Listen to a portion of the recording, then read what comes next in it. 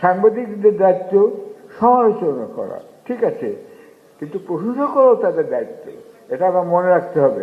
আমি এখানে যখন আবার ফিরে পেলাম জায়গা দিন, আমি সম্পাদকীয় বিভাগকে বলেছি তোমরা খেয়াল রাখবে একটা ছোটোখাটো প্রশংসার কাজও হয় যদি ব্যক্তিগতভাবে সরকারিভাবে, ওই কথাটা সম্পাদকীয় লিখো, খালি সমালোচনা করো না। সাংবাদিকদের দায়িত্ব কিন্তু প্রশংসা এবং সমালোচনা দুটো করাই উচিত। এখন আমি একজন লোকের কথা বলতে চাই, তিনি হচ্ছেন সিপি স্কট।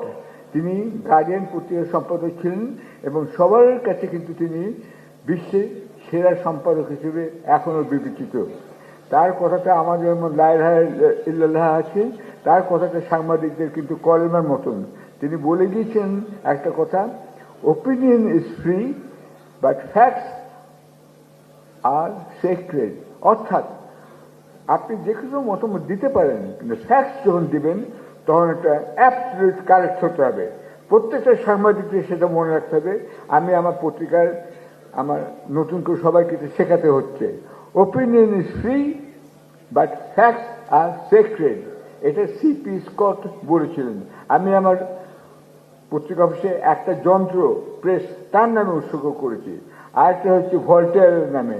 ভল্টেয়ার বলেছিলেন যে তোমার মতামত আমি একদিন না করতে পারি, কিন্তু তোমার মতামত রক্ষার জন্য আমি জীবন দিতে পারি। সাংবাদিকদের কিন্তু এই দুটো কথা মনে রাখতে হবে।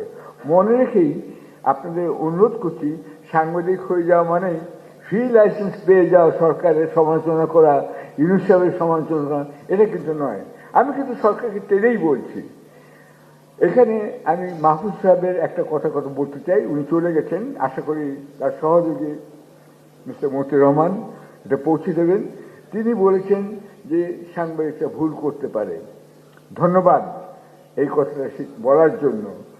সরকারও ভুল করতে পারে, সাংবাদিকও ভুল করতে পারে, কিন্তু তার চেয়ে বড় কথা হচ্ছে এই ভুলটা স্বীকার করার সৎসাহস থাকতে হবে।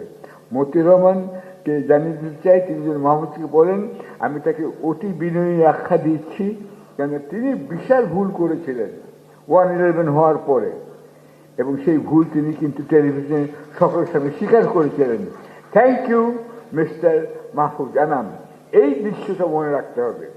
আজকে যদি 1/11 না হতো, তার উপর কয়েকটা আপনার তত্ত্বাবধায়ক সরকার হয়ে যেত।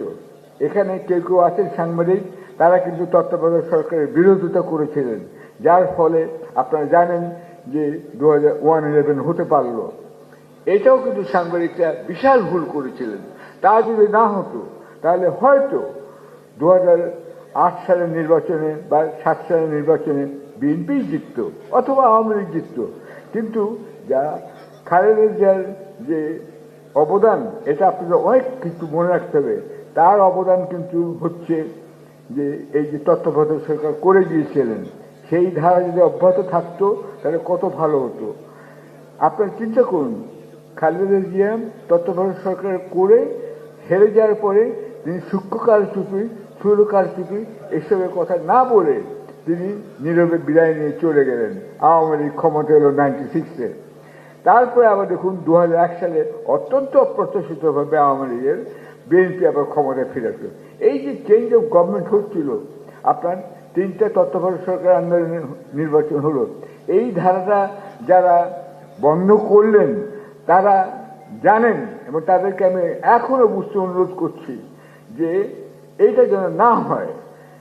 যদি বিএনপি আবার ক্ষমতা আসে তারপরে কি হবে আমি জানি না, সেটা পরের কথা, কিন্তু সাংবাদিকদের সতর্ক থাকতে হবে। এই তত্ত্বাবধায়ক সরকার যদি ফিরে আসে, সেটা একটা জাতীয় সম্পদ, বিদেশে খুবই প্রশংসিত হয়েছিল, কিন্তু এখানে কয়েকজন সাংবাদিক প্রচণ্ড ভুল করেছিলেন। ব্যক্তিগতভাবে তারা আমার কাছে স্বীকার করেছিলেন তারা ভুল করেছিলেন। এই ভুল যেন আর না হয়। সাংবাদিক মানেই কিন্তু যে আপনি একজন সৎ মানুষ তা কিন্তু নয়, অথবা আপনি নির্ভুল মানুষ তা কিন্তু নয়। আমার নিজের জীবনে ভুল হয়েছে, আপনাদের প্রত্যেকের জীবনে ভুল হবে, এটা কিন্তু হতেই পারে, কিন্তু সেটা স্বীকারও করতে হবে, এবং যাতে ওই ভুল আবার না হয় সেই পথে দেখতে হবে। আমি সাংবাদিকদের প্রতি খুবই অনুরোধ করছি, আপনারা সতর্ক থাকুন।